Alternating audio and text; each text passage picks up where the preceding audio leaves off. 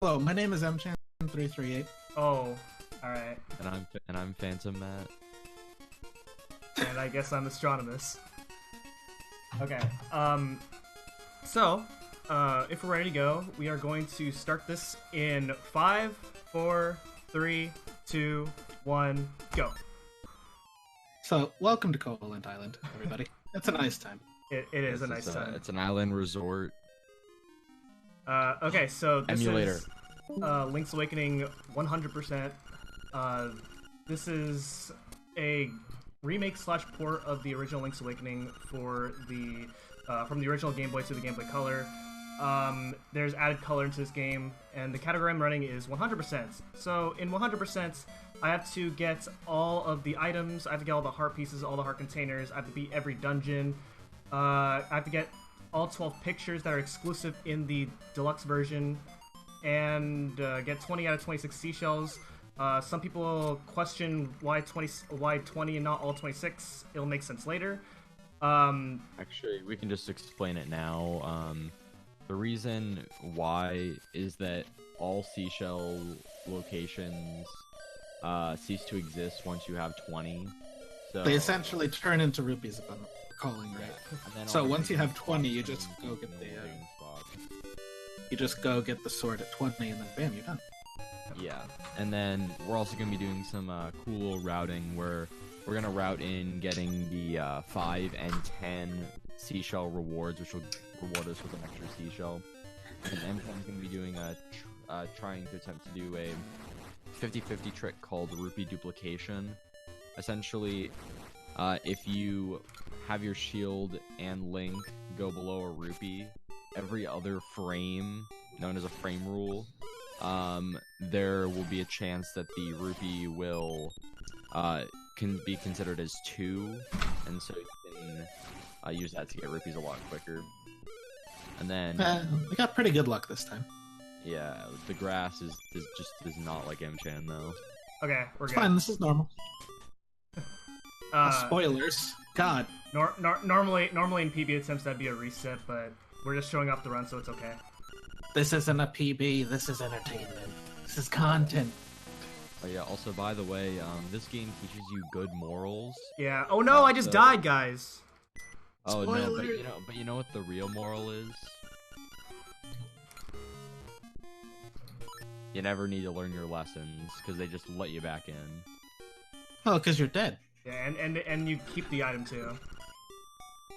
Yeah, and also, so what Mchan just did there is that he did a save and quit right after buying the item, and the game kind of works. Well, the rupee scrolling kind of works like Earthbound, where if you interrupt the scroll of the rupee count, in some way, you get to keep the rupees. So what we do for that is we do a save and quit.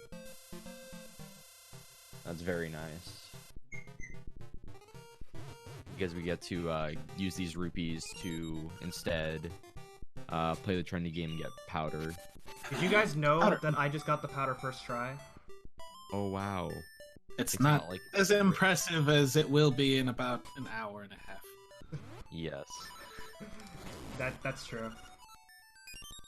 So now Mchan's gonna be going inside, and he's gonna be abusing the fact that he has a transition to then save and quit later, so we can go back there quickly. We did this earlier, but it may not be as obvious as it was before, because you think that saving and quitting would just take you back to your house, but no, it's just the last transition that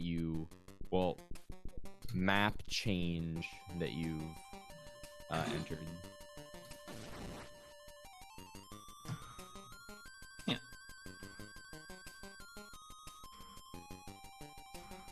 We have fun here. Come on. So, what Mchan Okay, is there we going go. for is called a bomb trigger.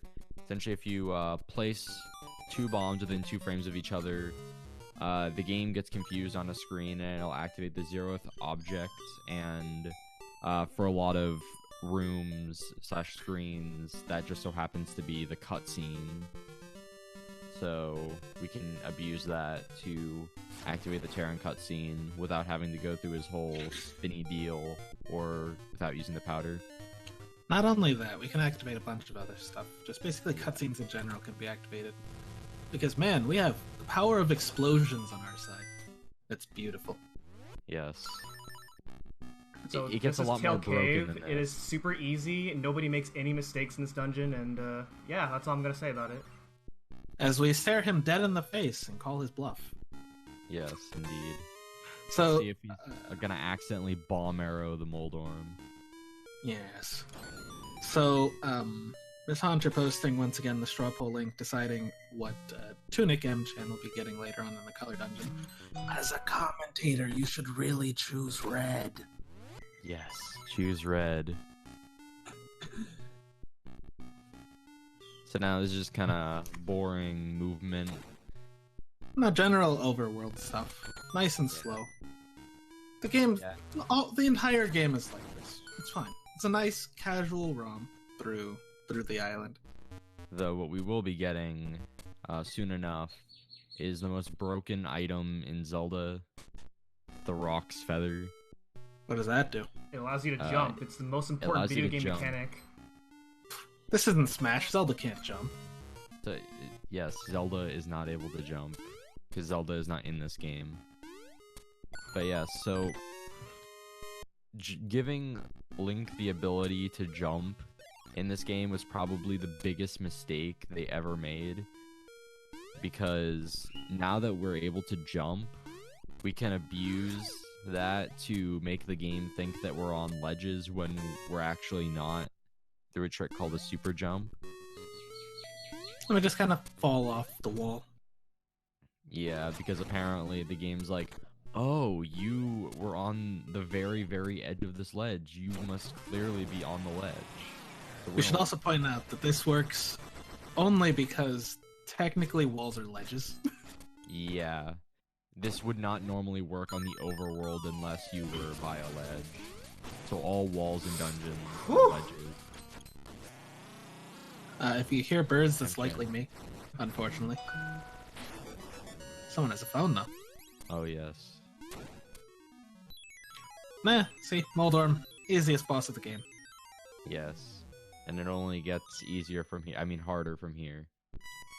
What do you mean? Every boss is the same difficulty. This game has the hardest bosses you'll ever see in any Zelda game. Man, boy, do I have a few games for you, buddy. We gotta have a conversation.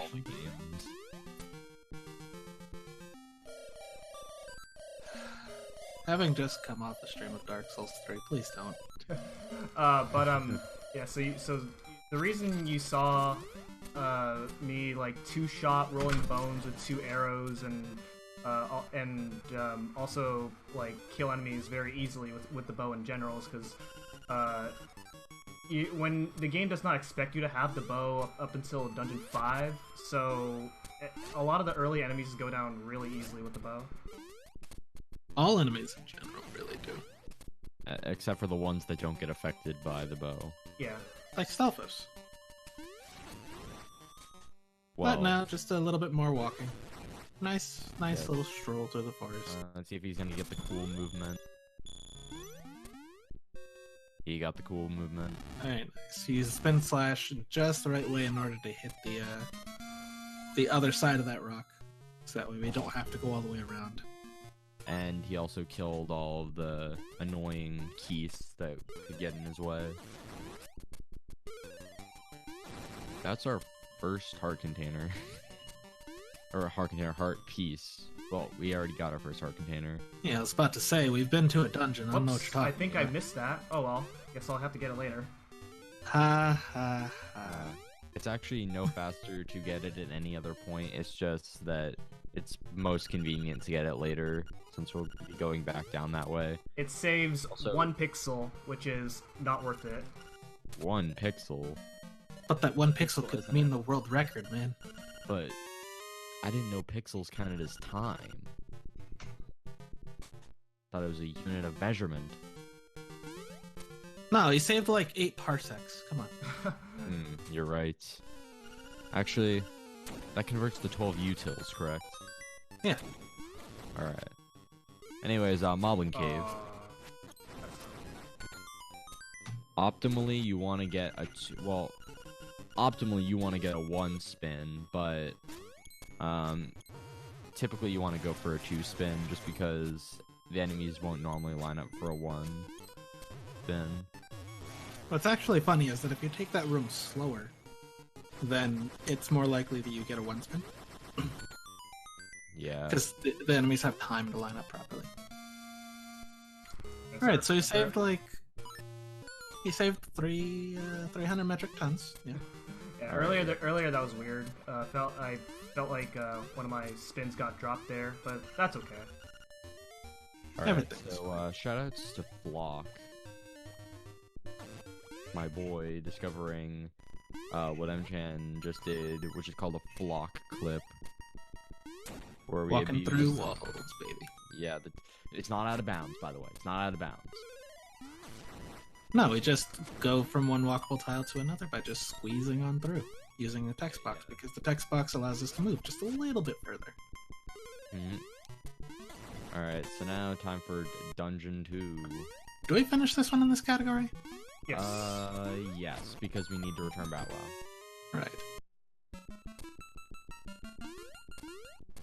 Oh man, that means you don't get to light a fire. Oh yes, we can't. That's unfortunate. You can't use the magic rod to light a magic bonfire rod. in the genie room. Okay, Oh, another just hard like boss damage coming up. boost there. So, And we we'll won. see more of we'll see more of this Hinox. Well, not this particular Hinox, but Hinox is later. Of course, we won't be using them for their intended purpose in the next run, but... Isn't it glitchless in the next run? Yes, that's why we're not using them for their intended purpose. Their intended purpose is to die. So normally in that room you need powder, but what I did there was I shot the boos off screen so that the game thinks that they're dead, so I can get the bracelet earlier. Yeah, and also fun fact about what he did with the arrows there. That will not work properly if you get the if you get the hearts in the room before the Hinox. It's really also, weird. If you kill specific enemies, it won't work, if I recall. Yeah, Because so it just breaks. Because the game it messes with the enemies in a weird way that we don't fully understand, but we just know that it doesn't work. We also have to do this the not cool way because we don't have boots. We lose so much swag by doing this now. So I just went through like probably the worst room in any dungeon, the Nightmare Key room. The pattern I got was fine. It could go a lot worse if you're unlucky. Once again, Mchan, I feel like there's so many worse rooms. Yeah. But hey. Also, this is an interesting way about going about Genie. I don't think I've seen someone like stand at the top of the room. Because you could actually clip yourself into the wall and stay at that corner, and then he'll just walk over to you, and then you can just walk a little bit and then instantly throw him. It's a nice little time saver. Now we have our second instrument, the conch horn. We can actually count in this category, I think. Oh yes, we actually can. Unlike in other categories, where we do like 1, 2.1, 3, 6, 4. And then, for a while, for a quick moment, the other day, I was like, ooh, we could do 1, 3, 5, 6, 4, 7. Asher, I'm gonna stop you right there. It goes 1, 3, 5, 7. And then you go 2, 4, 6, 8. And then you've counted 8 both ways. Ooh. Interesting. This is learning how to count Link's Awakening edition. I already used that joke. How dare you? Yeah. But yeah, anyway, so right there, Mad Batter is going to ask you to upgrade one of 3 capacity upgrades. The first option was he was asking to upgrade powder. You want to say no to that, because if you say yes to that, then you will not have enough bombs and arrows for basically the whole run, and it would not be fun. Actually, you would have enough. It would just be a pain to go. I think you'd be like arrow perfect, wouldn't you? Yeah, you'd actually have to be pretty much perfect with arrows. So it's better to just Better to have excess. yeah. And You know. our last upgrade will be powder, since powder only has, well, actually 4 uses in this category, because you have Dungeon 2, all 3, and then all 3 of the Mad Batter upgrades. And then I bombed that wall right there, and that just saves a pause later on. Anytime you pause in this game, you lose like 2 seconds. So you want to pause as little amount of time as possible. Yeah. Now, once again, a brief little stroll. Yes, and we'll be heading to, well, we're gonna be heading to the Seashell Mansion after talking to, Richard, who just kind of decided to leave his house, and then he's gonna come back, then he's gonna be back at his house. You know, the funny thing is, technically, isn't the castle his house? Yeah, he like fled from his Because castle. he's the lord of the castle, and he goes to the villa. Also, So he goes from his house to his house. could you really call his villa a villa, though? Yeah, Because, like, that's pretty small for a villa. it's got an underground section. Not all villas have basements, and that's pretty unique. I mean, I feel like he could have allocated his land a little bit better. He spent it all in the castle. Well, he spent it all on his garden. It's a big garden. You have to admit, it's a So very now nice we're gonna garden. do a very big skip here. This is villa skip. You guys can talk about this. So we're gonna talk as loudly as possible, so that way Mchan can't hear the audio cue that he needs to fall down the next screen. Yeah, so basically, it's weird where if you are below a pit, at some point the game just kind of gives up and thinks that you fell into the pit, and so it can put you at the bottom of that pit tile, and you can abuse that to skip the entirety of Candlelit Castle. Also, speaking of the garden, he's got a lot of gopher holes. I blame the Gophers, not Richard. For not managing his garden. No, Richard is fine. Do you think you could manage that garden? No. As far as he knows, it looks fine. The Gophers are undermining. Literally, undermining. Jesus Christ. I'll be back. Alright, so now coming up is a trick called Jesus jumping. So if you pause on the same frame that you're about to splash into the water and you don't have flippers, it allows you to jump or transition. And so we can abuse that to get this early. This seashell early. And go to Dungeon 3. Also, the game's kind of weird, and we kind of saw this with Dungeon 1 entrance, but the game only checks if you're facing the direction of the lock. So we can just clip in and then open Dungeon 3 right at the entrance. Annoying, but that's okay. And then another important thing is that in Dungeon 3 we're going to be attempting to get an item drop called the Piece of Power. This is the only time we're going to actually be using it in the run. But essentially what the Piece of Power does is it makes you move faster, and it doubles your attack power. And What is happening? The double attack is probably the most important part of this, because we want that for the boss. Okay, there we but go. the speed is also very nice as well. You alright, Mchan? My D-pad was having problems. That's not Indeed. good. And that's why you play on stick, using your good old GameCube controller. Signed, GameCube controller gang.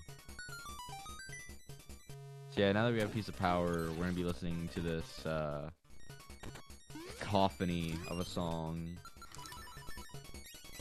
Also, that's the Dongo skip. Shout out to Spice Father. We can super jump in that corner using a charged super jump, and then with our spin slash, we can then clink off, and then we can skip having to get another key. Oh no, Matt.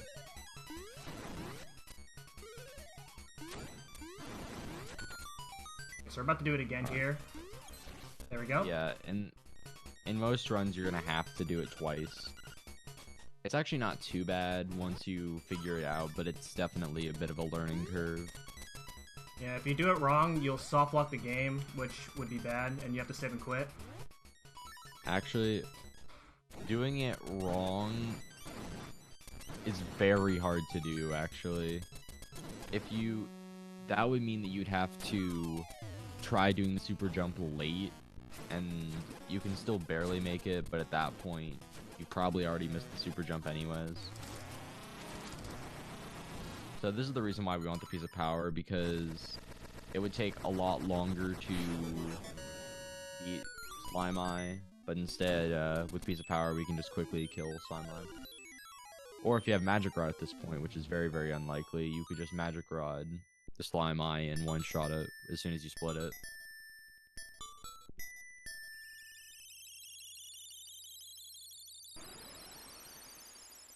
Alright, so now we are not going to D4 just yet. We're actually going to be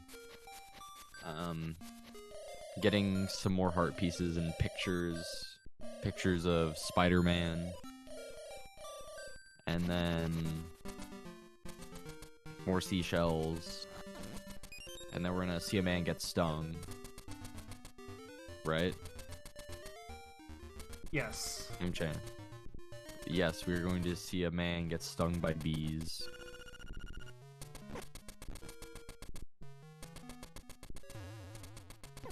So, yeah, you could definitely find that heart piece in a casual playthrough. Definitely, like, obvious that you could blow up that wall, right? Yeah, the way you find that out is you... it's a puzzle. It's a puzzle in the dungeon where,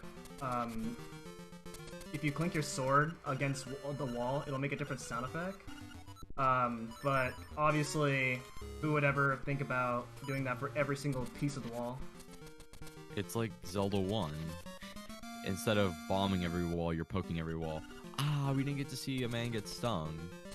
We just skipped the cutscene. So yeah, if you save and quit right as you hear the item jingle, you can skip that cutscene. Yeah, you do it one frame after hitting yes, but it's really hard to time it, so most people usually buffer it. Yeah, or unless you're Sluggoz, you just instantly get it. Also, there's a reason why we got that honeycomb.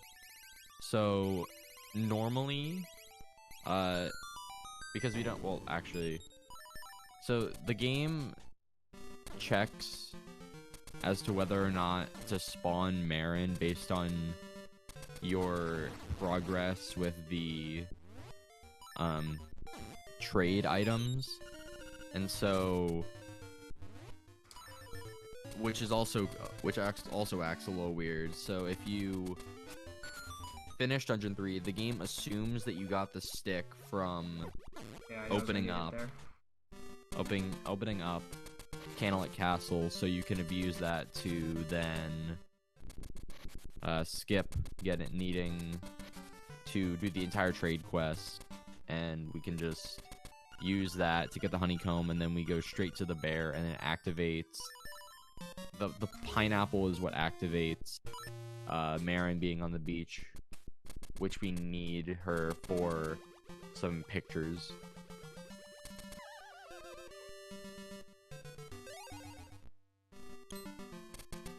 Yeah, now we're gonna make our way back to Mabe.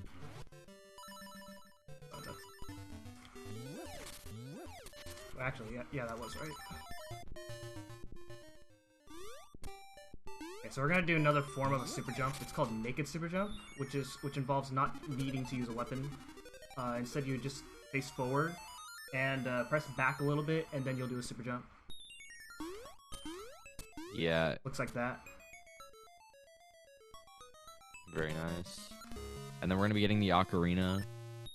Ocarina is required for 100% because item completion, but also because we want to actually get the songs. So now we're gonna be making our way down to the beach. First, we're gonna go fishing. Oh yeah, right. I forgot. This is you do it. This is point. Fish to Pond RTA. Shoutouts to everyone who runs that. This is a really bad fish the pond time.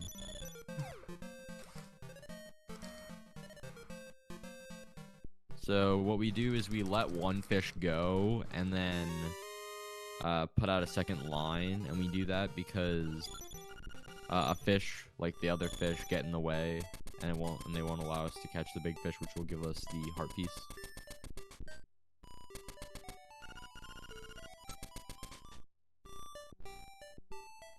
So now we're gonna return Bow Wow. Finally, we get this heathen off our screen.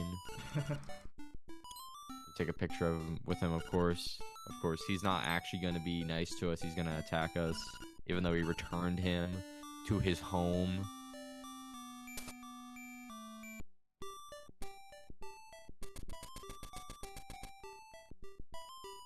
Oh yeah, also, yeah, another reminder, vote Red Tunic in the poll.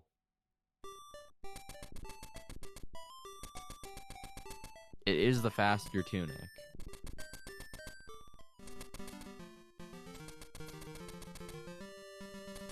So now we're going to the beach. Or, well, no, we're going to get a tree, seashell. Because it's very obvious that there's a seashell in this tree. Couldn't you tell by just looking at it? No. Alright, hold on. So I want to go back a few steps. Who insulted Bella? Mchan. Mchan did. Alright, you. We're gonna have a go? Because Bow Wow is the only thing that lets you complete this bloody run. Also, I really hope you guys can't hear that. I don't hear anything. Awesome. Anyways, so now it's time for your obligatory. These seagulls patterns are RNG.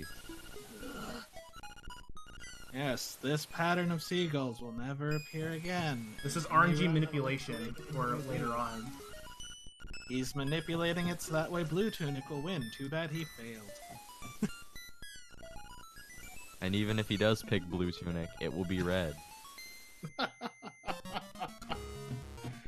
I'll switch the game palette so that way Blue Tunic is red.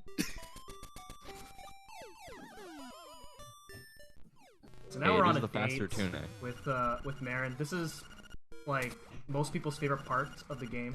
It's also personally my favorite part of the game. And there's a few things that we can do with Marin, so we're just gonna take care of that. We're gonna take a picture with her after she's sat on us. Yeah. Link Yeah, must then we're have gonna had go a to this very ledge. big concussion because she landed on his head. Actually, not on his head, On his back. on his back. So he's got some spinal injuries. Man, have you seen the stuff he does? I'm pretty sure his spine is made out of titanium. Yeah. I mean, the fact that he does, like, front flips every time he jumps, man. The man's got core like you wouldn't believe.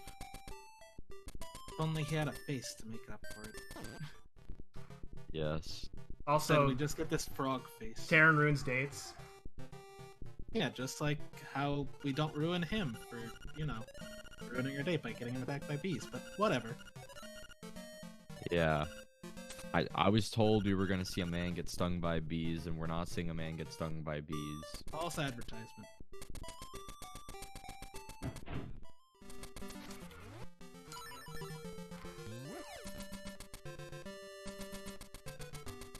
So Anyways, unfortunately, now we're approaching the end of our date. Actually, we didn't do all of the date activities. We didn't let her play the trendy game. And we didn't dig the ground either.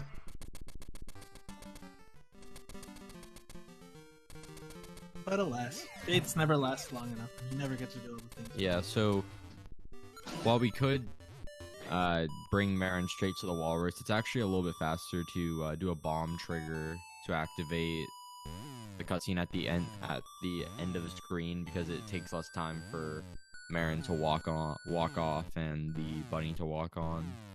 And so this is a walrus skip, very common in the any percent run.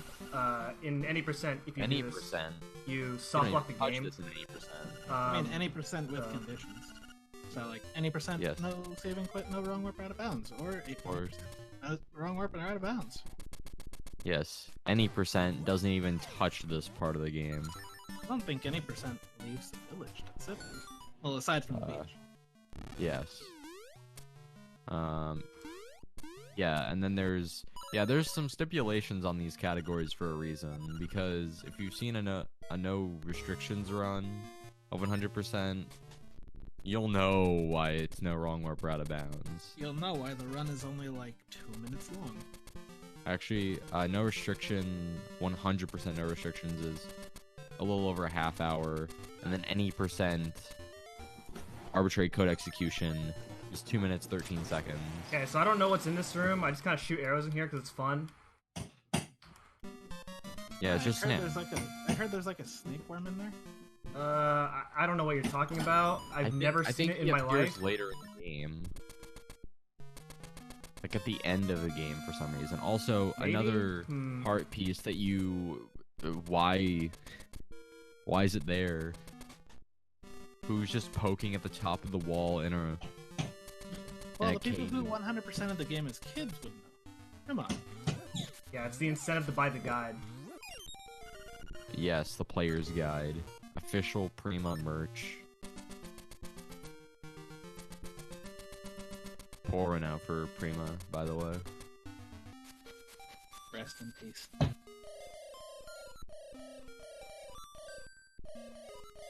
So now, more owl.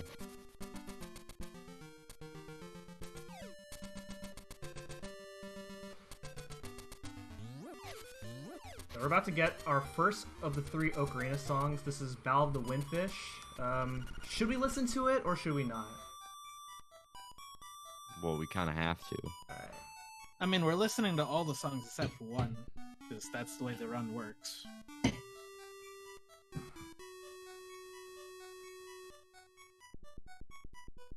So yeah, also, don't mash B. Yeah, Please don't. That's a bad idea. You have to rewatch the entire cutscene again to learn it, because apparently Link just kind of forgets it even though he's clearly playing it.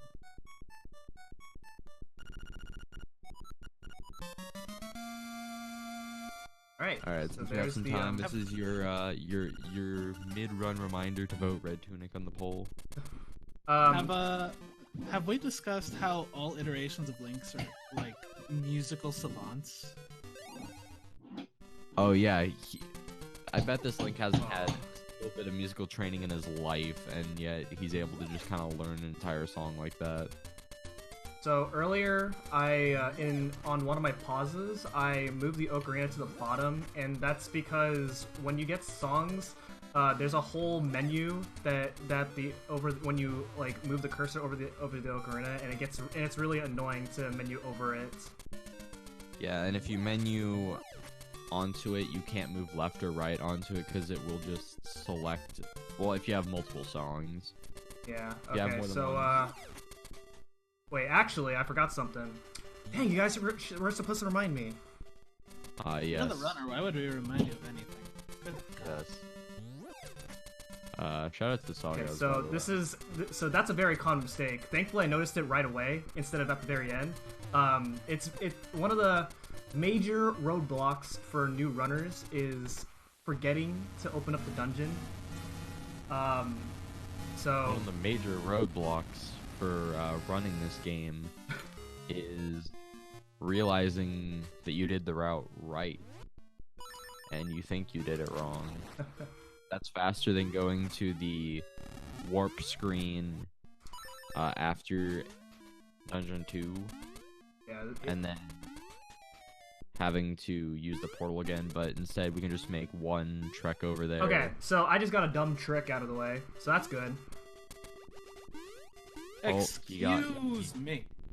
So that saves Matt, quarter how of a much second. did that A save quarter of a total second. over the course of the whole run? Both of them? A bit.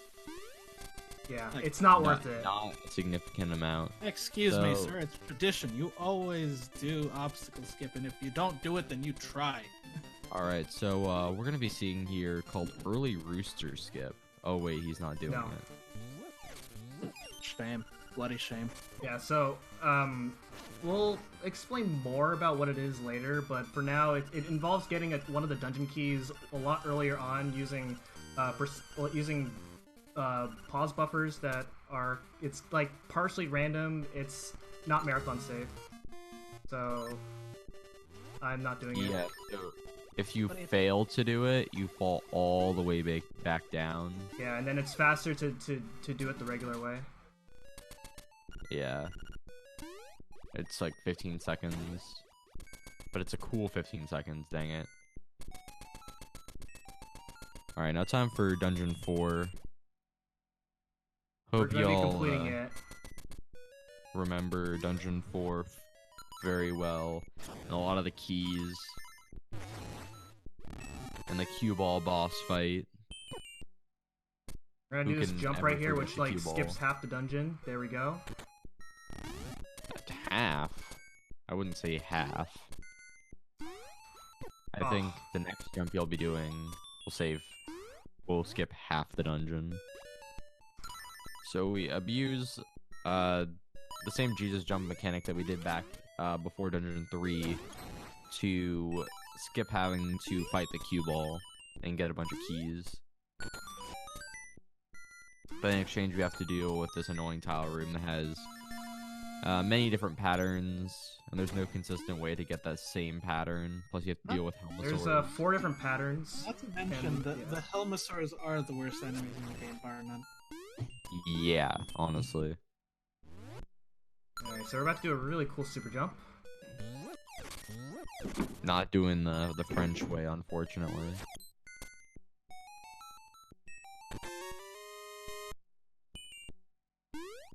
So he's Okay. gonna do a super. And then So essentially, what he's really doing cool there. dungeon design right here, and then coming up is the hardest boss in the game.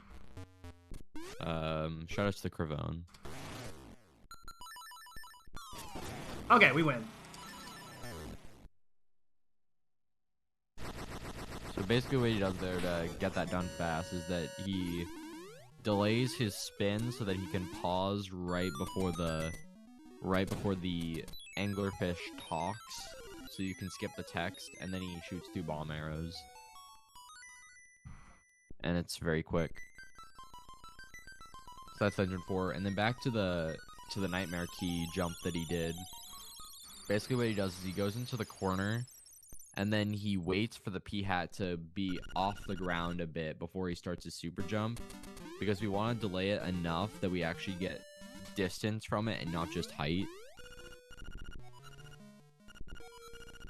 And now for, we can do best some song. Oh.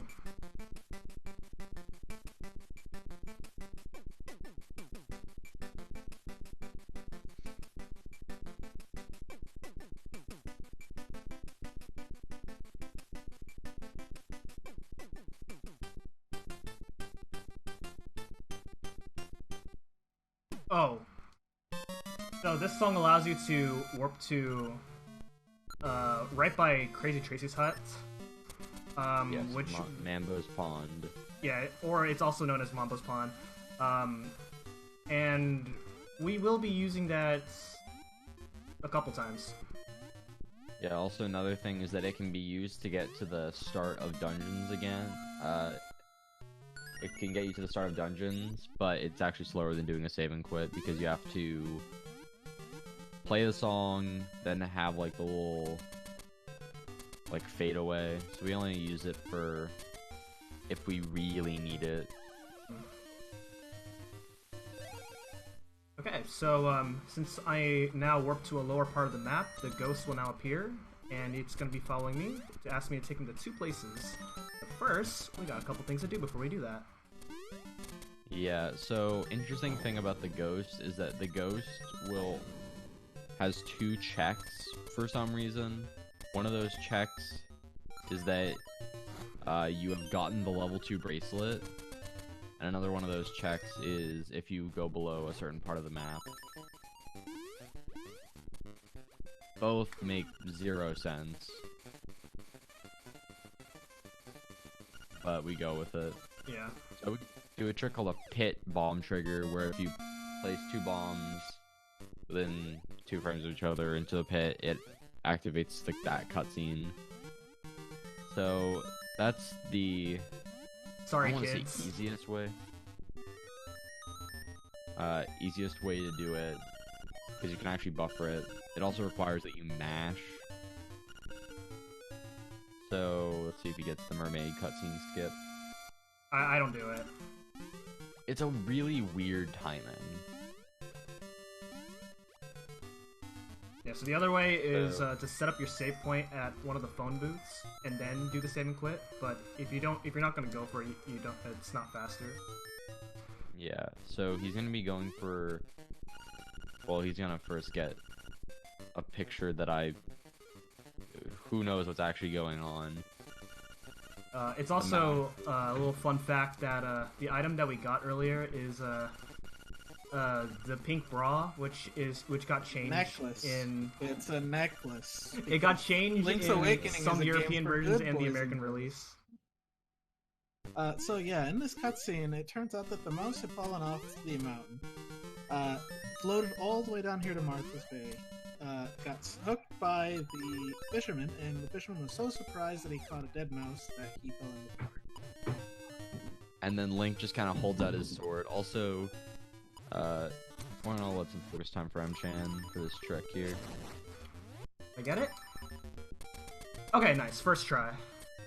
So that's a trick called early lens, and what we do to do that is normally we need the hook shot to get to there, but we use a cleverly done shield bump to get clipped into the wall without being in the water, and then doing a super jump from there, and that skips needing the hook shot to get the lens, which will allow us to get the boomerang, and it'll allow us to do a trick later called early hook shot. But now, some more casual swimming. So, going more into that, there's like 3. The Zora can be in like 3 positions, and it's random. But we do have a setup for all 3 positions. Yeah, it's which is the preferred one? I feel like middle Zora is the easiest one to work with. We'll confirm middle is probably the simplest, but it takes a while. Yeah. I personally like bottom right position. Yeah, and then no one likes top Zora. The top one is semi-inconsistent. Well, it's not semi-inconsistent, it just requires you to have to equip sword and shield, and it's a little bit more input intensive. Also, how does that guy live in that house? There's cracks on the floor, which create pits and all that, and then there's cobwebs. He's probably been dead for years. Yeah, how dare you accuse him of not taking care of his house when he's been dead? Legitimately dead? He literally says nothing changed. That's because he recognizes it as his house. He doesn't realize that it's falling apart. How dare you shame ghosts for not taking care of their house? I'm gonna call the Ghost Union on you. Here's the thing. If I were a ghost and I went to my house and it was like dirty and filled with cobwebs and stuff, nothing. It's like nothing changed. If the positions of stuff did not change, I would have the same reaction. Also, now we have the most broken item in the game, the boomerang. One-shots most enemies. Grabs things from very far away. The ghost can talk to you randomly, and sometimes there's not much you can really do about it. Yeah, also, the boomerang just kind of cuts through everything, like butter. and they nerfed it really hard in the remake. Oh no, that's not the most nerfed item in that remake. Dang it.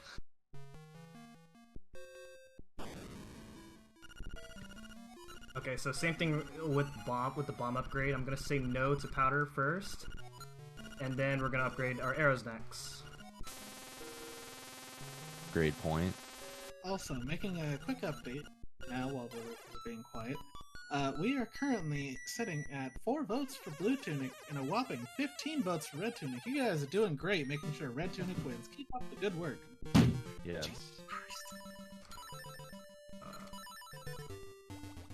See, it's proven that 75% of viewers prefer seeing the Red Tunic, the faster Tunic.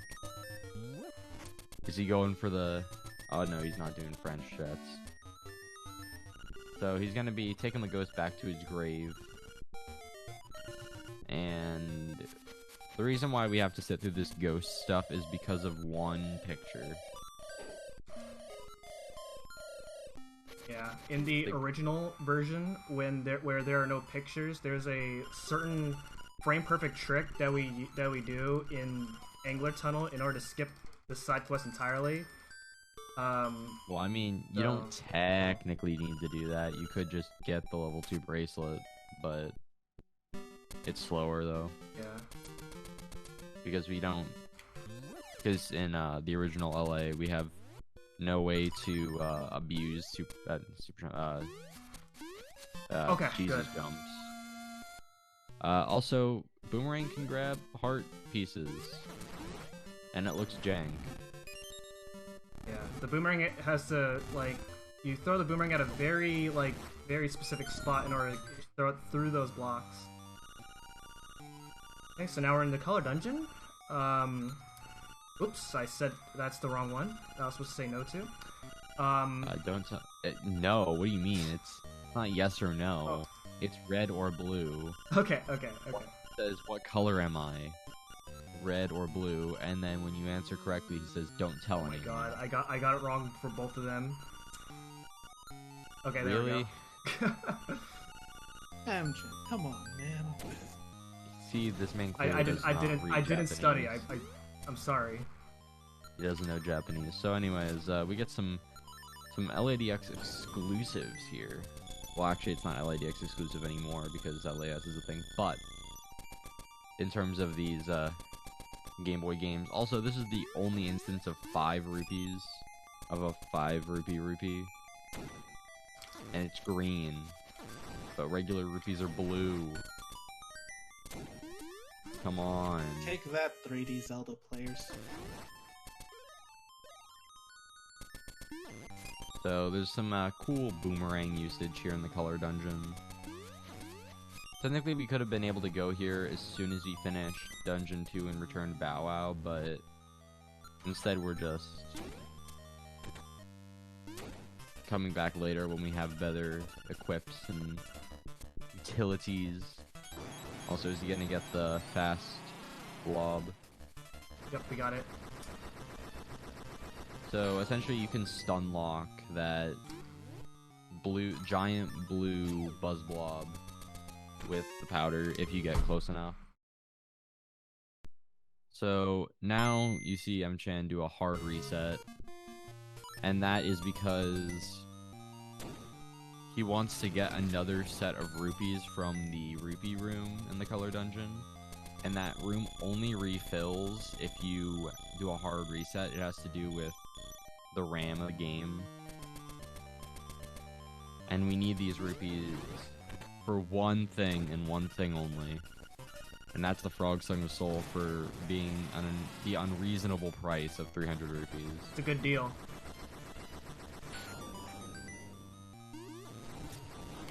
So that's the stone Hinox, no different than an actual Hinox. It's actually called Avalanche. When I looked it up. So now one of the most annoying rooms in the game. Yeah, that room was pretty good. Can be a little annoying, Yeah. depending on their positions.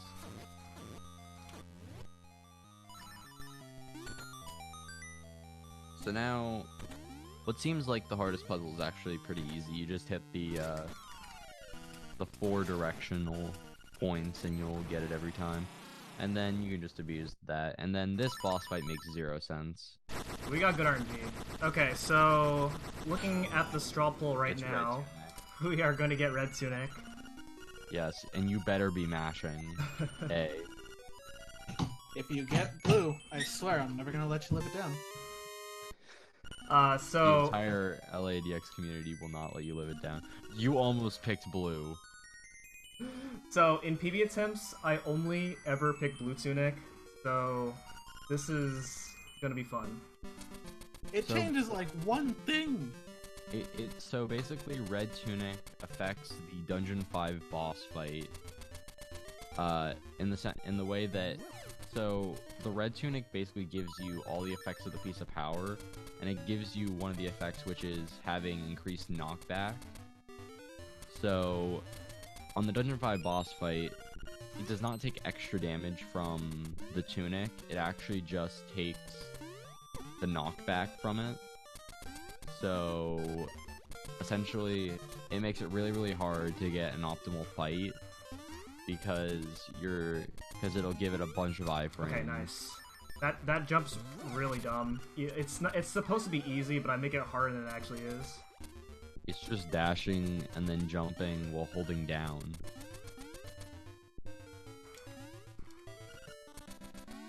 But yeah, it can be a little jank sometimes. But and yeah. then Sign Maze. Very interesting. It's like having a portion of your game be dedicated to talking to things was a good idea. And if you go to having the wrong both of your sign or inputs- talk to the same sign twice, you gotta do the whole thing over again. It's fun. Yeah. It's almost like the Chucksters in Mario Sunshine. Except you have to redo the... Actually, no, you know what? If you talk to something wrong in this game, well, at least in this portion, it Okay, pretty so much this is like is the Chucksters. the second best song in the game. So It's the worst song. Even though there's so much noise over here, he's wrong. Please, audience, mute your stream now. Yes. Also, because he's not streaming in 60 FPS, you don't get to see the flickering. Which is probably for the best. So you just kind of see a black screen with spotlights, or no black screen.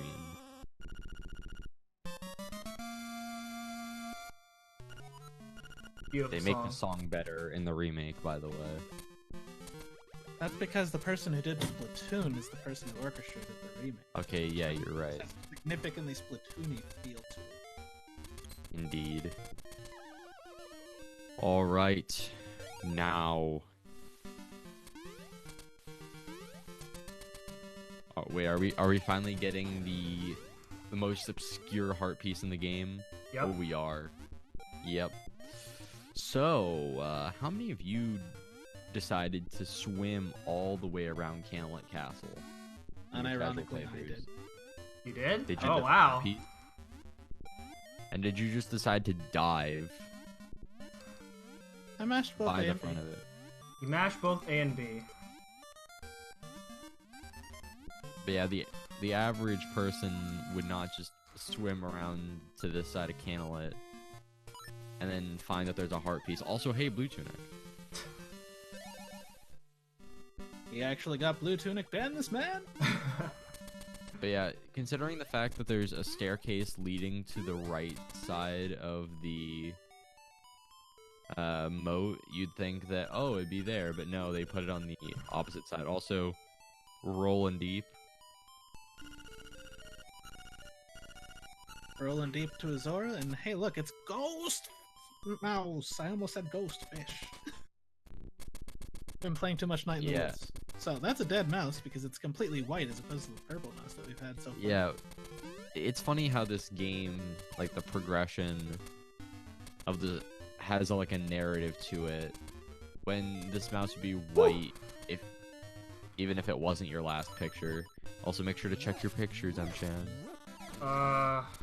Yeah, I'll do it next to my menu.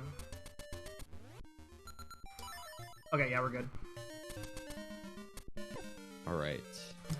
So now Armos Maze. If it's not that bad of a place, though if you screw it up, it is really weird to back up. Just take it nice and slow, and nothing bad will ever happen here. Yeah. Unless the Zols hate you, but I mean, even at that point, not too bad. I believe that's also our last, that's our last seashell, right? Yes. So we are At least the now... last seashell we're gonna be getting. There's like a few other ones that are like kind of unreasonable to get, but. Well, but I mean, there are no more seashells in the island of Koholin. You have 20. Yeah, because we go and we get the level 2 sword, and then all the seashells become rupees. Come on. Yes. Also, Mchan's gonna be doing a sword strat for this fight. There's another strat that you can do that we actually do in No Wrong Warper Out of Bounds, where we dash to the top and then do some poke dashes, and then we basically get what's the exact name for it, where if you get like we are dashing in place, Stuck the in sword out. place. Or Yeah, but like what's the official thing? do we have I an know- official I don't think we have a for it? name for that. Because I mean, it's you can get we it call through a the trick called entire shovel thing buffering. bootstraps. Yeah. Yeah, boot strats. Because there's a strat that you can do of using the shovel that can always give you that called shovel buffer, but that's not what the actual state is, so I'm not really sure of the actual name. Okay, we didn't die. You know what it is? I think it's boots in place. Is it actually boots in place? It might be. Alright, it's boots in place Oh. as of now. Okay, there we go. That's Zorlak's jump. pit. That's it's I'm assuming you held up left while you were trying to climb up. no. Oh, were I you just jumped. holding I just straight jumped a up little then? bit too early. No, but when you jump, you can, if you're holding, what were you holding when trying to, after you jumped? Up. Just straight up? Okay, don't do that. Just hold a diagonal there and it actually makes it easier.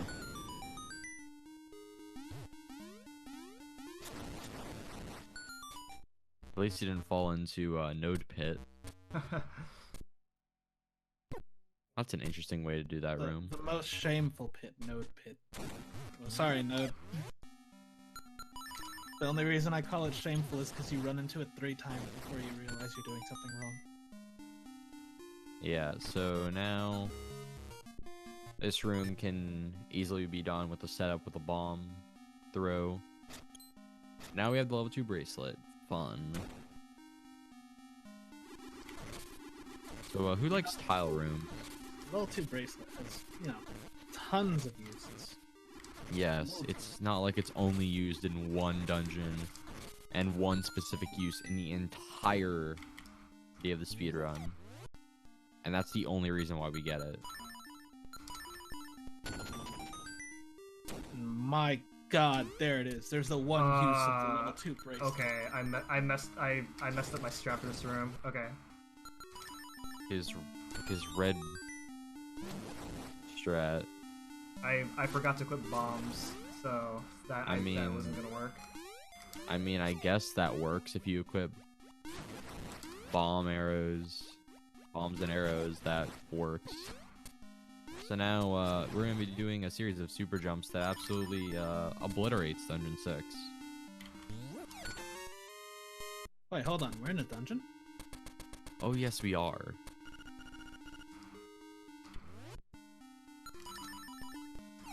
Is he gonna do this? He's not doing the shack jumps. Okay. I see.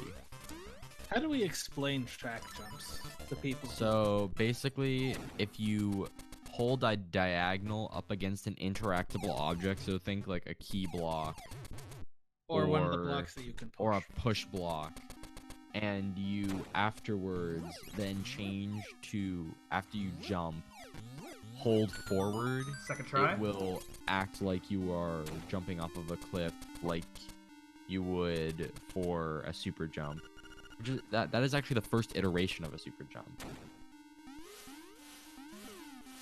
So what happened there is you have if you have a 50% chance for either of the horse heads to line up, which means that you have a 25% chance for both of them to line up at the same time.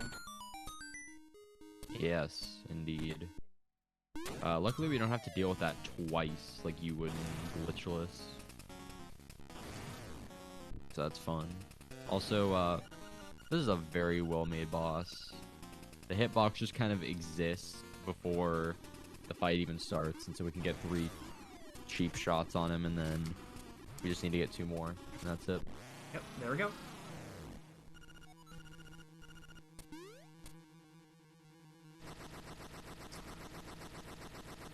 So you're gonna do bomb glitch? Yeah.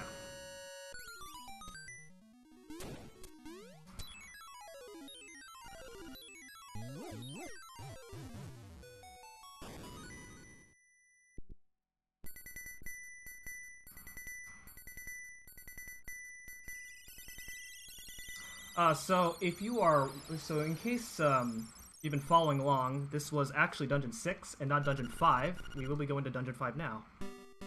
Yeah, we could have gone to Dungeon 5, but it's just faster to go to Dungeon 6, and plus we get the level 2 sword here, so it's nice. So that was a bomb trigger that saved like a couple seconds.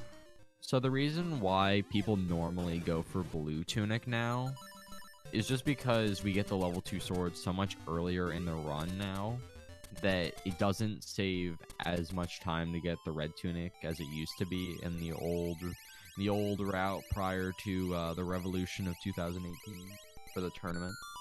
Bless our Lord and Savior, Sagas 14. Yes, Sagas 14 is a god. Yeah, big shouts to Sagaz and like a few other runners who put in a lot of work into revolutionizing this route. It was very big in summer 2018. Yes, we would like to point out that the reason this all came to be is because during the showcase race for our 100% tournament that we had in 2018, Mr. Sagas 14 said, "Hold on, I'm going to show you guys something fun for the showcase race that was supposed to kick off the tournament." And he unveiled a completely new route and won by like, what, 4 or 5 minutes or something? Yeah, so now, why we do Dungeon 5 so late in the run is because of a trick that I mentioned earlier called early hookshot. So I'm gonna do safety save first. I'll explain it right now so that Mchan can focus on it. But essentially, what early hookshot consists of is essentially what we do is we spawn the key in the room right next to the final Master Stalfos room. And so, by doing that, we abuse how the game's values work with certain rooms. So, for instance, some rooms are assigned keys and some are assigned a specific item. And so, a specific item drop in the Master Stalfos room is the hookshot. And so, if we bring the key over to that room by using the boomerang, we can get the hook shot without ever having to fight Master Stalfos. And so, if done correctly, it is a 50-50 shot to work. So as you can see, Mchan's not getting it because much like Rupee Duplication, it is based on your frame rule. Oh my gosh. So every other frame.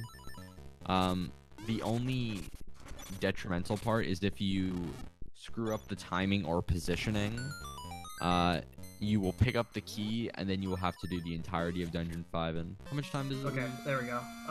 Matt? Something like 2 minutes or something like that. Or something. Maybe. Yeah, you basically have to go through the entire dungeon. And it loses like 15 or so seconds every time you fail it. Yeah, so, I got it fourth try, which is pretty unfortunate, but it does happen. I mean, That's still pretty good. Yeah, so in the dungeon itself, it saves like 3-ish minutes, but the trick overall saves a minute because we did have to take the time to set up ourselves with early lens. Yeah. And so what I did right there is I overkilled Master Stalfos in order to get myself an extra key. Anytime you overkill Master Stalfos, you'll get a key, except for the 4th time that you fight him, which would give you a hook shot. Yeah, it would give you a hook shot anyways, because he's meant to die there. Yeah, so... And boss music doesn't end. It's the song that never ends. So Mchan's doing a little safety strat where he goes right side blooper room. It's a little tricky to get through those bloopers, because sometimes they can just knock you out. Knock you up above and you have to redive. So why he got that key earlier is for a different route here through Dungeon 5, where we use that extra key to use it on a key block, which allows us to do a trick called a hookshot clip. Oh. So basically, something clipped into a wall, pots right there, games like, we're gonna keep pushing you forward, and then you're through on the other side, and you don't have to fight the annoying Gomas. And thanks to that trick, we basically see 40% of this dungeon. Yeah, pretty much. So good. And then As we got a opposed to- Slime Eel, my personal least favorite boss. So when he has Red Tunic, this is the only thing that changes, because with Red Tunic comes increased damage and increased knockback. Okay, I'm gonna do 2 hits right there because there is because if you do more than 5 hits on the second phase, then he will send out a dummy form. But yeah, as Matt was saying and what I'd said earlier, Slime Eel takes the knockback, but not the extra damage. So it's annoying. So now, don't pull an Alos, please. And don't accidentally play the Ocarina because you screwed up your menu. Or do. I was his opponent in that race. Please, do it. Do it again. Do it 3 times. Oh yeah, you were very far behind in that run. That's because I was up against a Frenchman. Correct.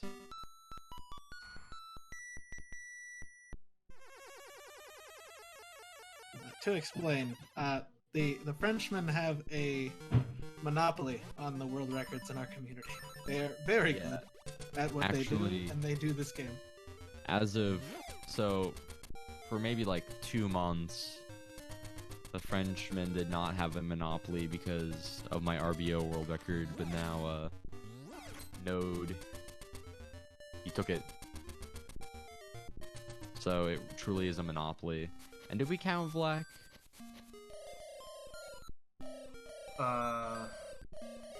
Wax in Honduras. But I mean for like Maine and Misk. Like, would we consider Vlak? No, Black has a world record. He Yeah, has. but I mean, he like, has I mean, Squib, which what- means that It's not a total French have monopoly. a major share of the world records. In the They have all but one of the main world records. Also, you can bomb trigger that heart piece. Okay, we got another dumb trick out of the way, so that's good. Run's valid. Don't call it a dumb trick. It's an awesome trick. Boy, I'll tell you what, that trick is vital to our community. The community would not exist without it. It has existed since the 3rd ever world record in this game. Okay, so real quick, I did a safety save there because if I fail it, it'll lose me less time to do a save there. Here we go. Yeah, so this is Rooster Skip. Essentially, we're going to be abusing a trick called the hookshot jump, where if you frame perfectly jump right as the hookshot returns to Link, considers Link grounded, and so you can jump out of that. So what he did was the buffered method, with save and quits and the map. In fact, there's actually a way to do it unbuffered, which is double frame perfect since you have to do 2 hookshot jumps.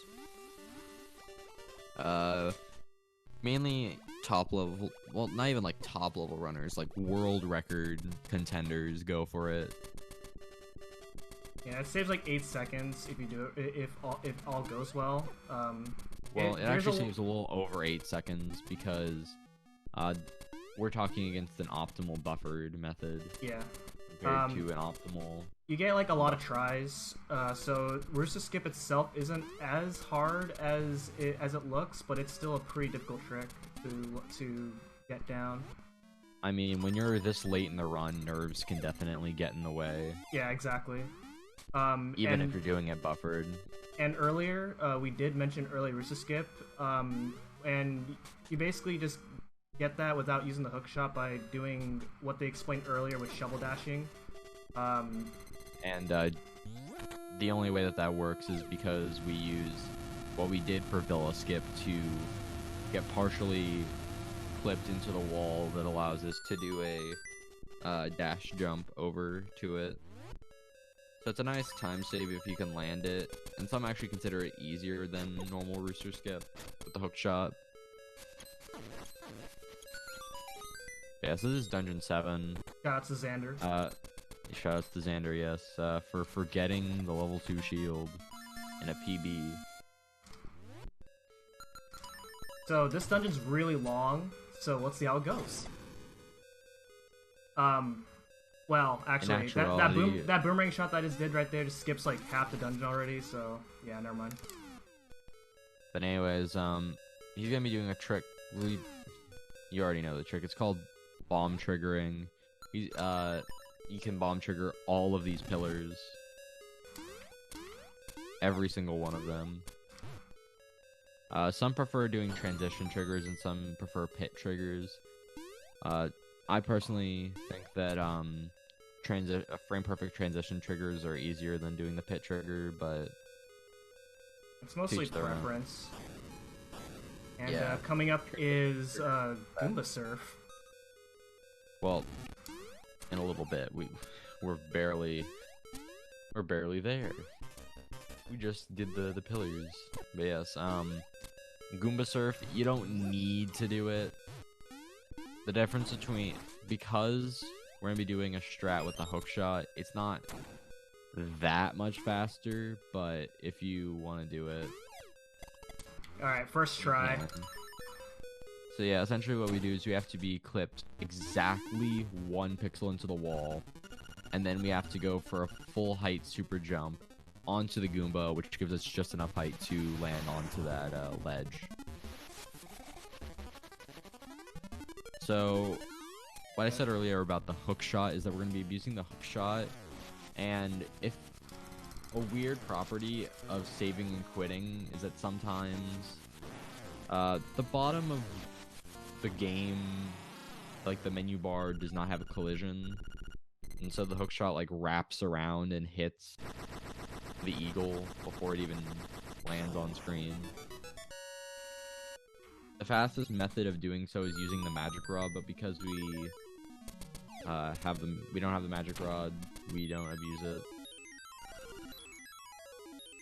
So that's Dungeon 7. Bada bing, bada boom. Oh yeah, also we have all the heart pieces. No. We're missing one still. Are we? Oh yeah, we are. Missing one. Yeah, I was like, wait, hold up. So right here, if you buffer the save menu, right there, then you can actually control Link as he's falling, so that way you can avoid falling down that hole. Yeah, that's with all general falling in general. It's weird. It has to do with interrupting Link's state. And falling down that hole is how you get one of the heart pieces that I got earlier after Angler Tunnel. Yeah. So now he is. Are you doing Zoomerang? No. I'm sorry. Dang. So there's a cool trick that you can do that barely saves any time called Zoomerang, but it's got some cool swag value. If you dash, jump, and bonk while using the boomerang, it zooms you across the screen with hyper speed. But you also gotta say it like Sumerang.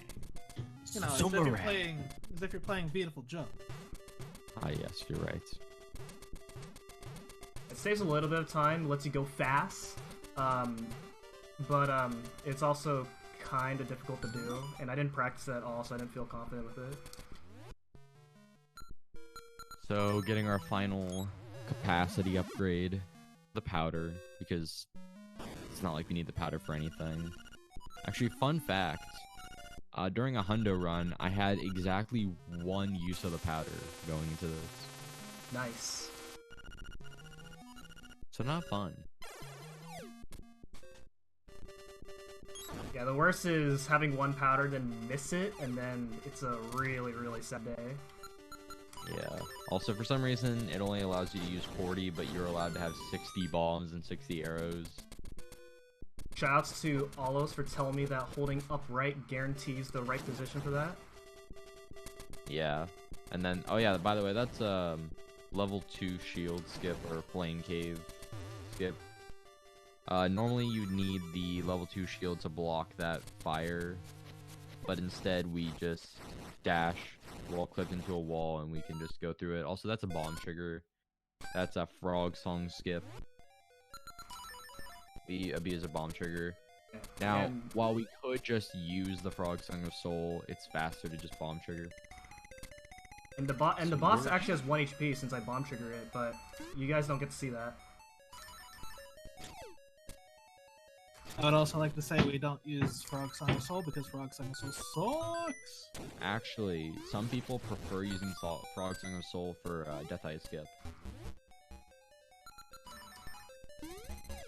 But I don't think Mchan does Death Eye Skip, though.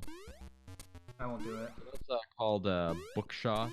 Shoutouts to Matt for not remembering, and Spice for calling it Bookshot to help people remember. Specifically Matt. Get it? Because, you know, Hookshot has to be on beat. Bookshot. Yes. And, basically the benefit of Bookshot is that while jumping and hookshotting on the same frame, well, hookshot a frame before jumping, the game puts you in a weird state where you're jumping and using the hookshot, so you can use that to clip through certain walls, and it's also a faster version of the hookshot. For death.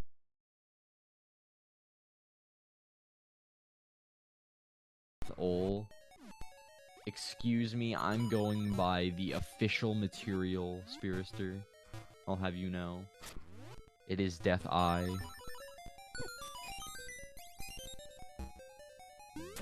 I've been calling the final boss Deathel for over 20 years, and you won't have me calling it Death Eye anytime soon. I'll tell you what. But yeah, the reason why people call it Deathel is because of the font of this game and the font of the guidebook, which makes it with the font, which makes the I look like a lowercase l, which is dumb. And so in Japanese, the name is Death Eye, but because of how it is written in English, it then got mistranslated into other versions as well, and then it just turned into Deathel. Because that's why you don't make your uppercase I look like lowercase l.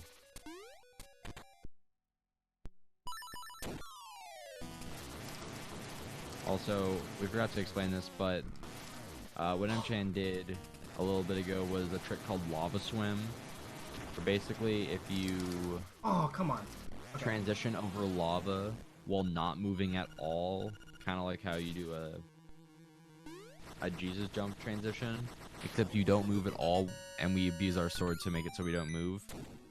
We can then the game thinks get that it? we're swimming on Oh, we got lava, the side one. so we can just swim in lava, and that saves time. So that is our last instrument. That is our last heart container. We have all items, all heart pieces, all seashells, secret seashells, and all pictures.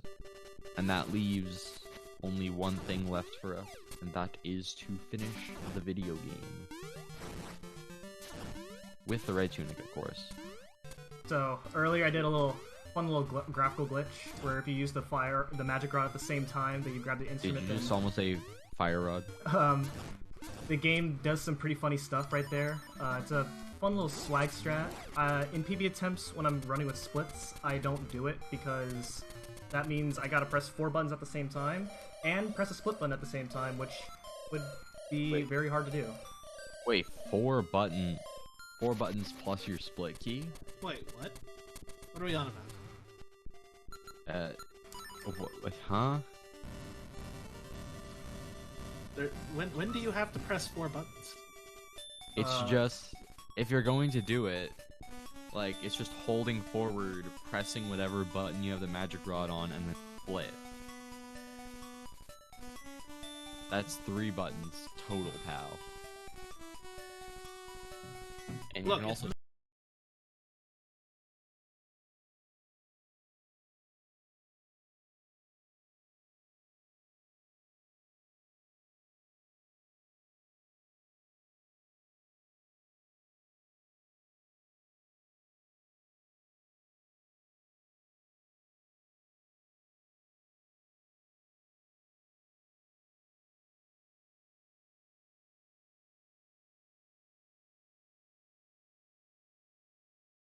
Spearster.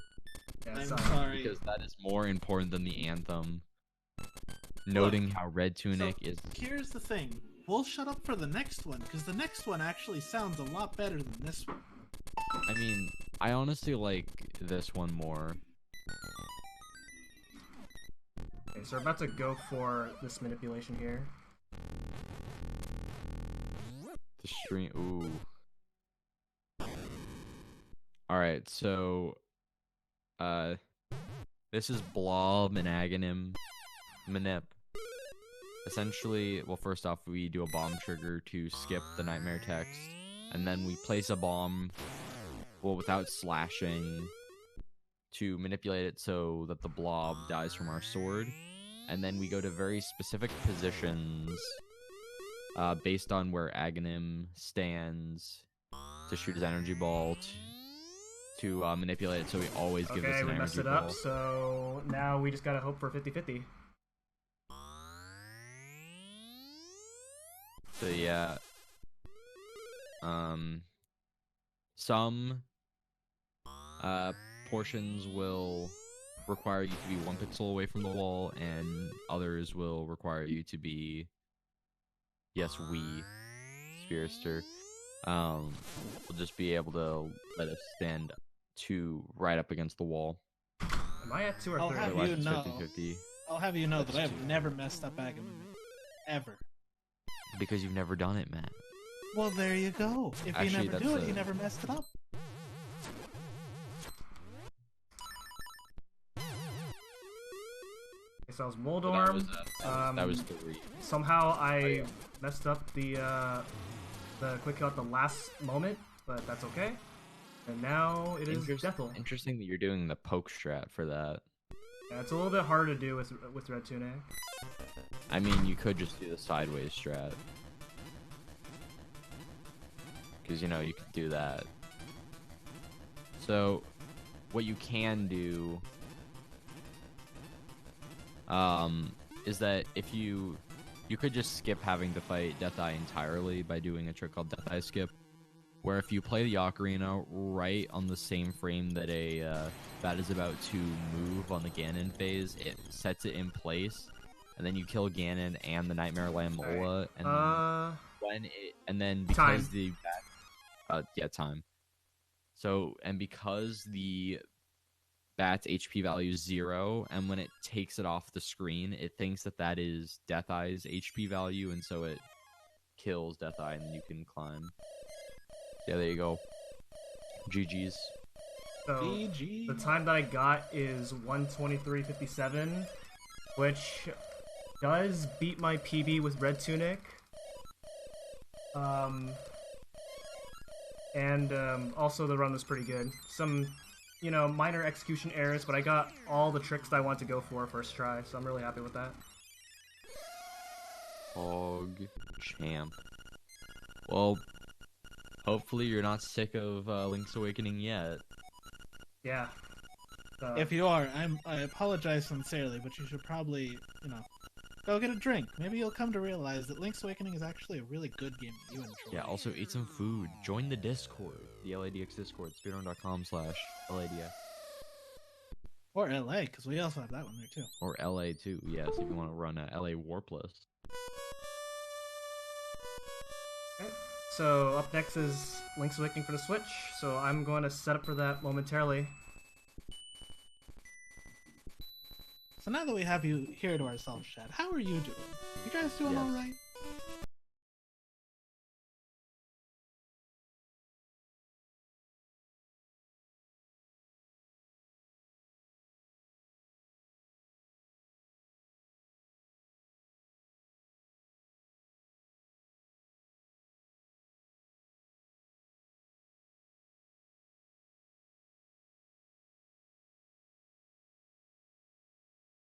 Chad, you open the chat in there. I'm just gonna talk to you in there. Alright, thanks.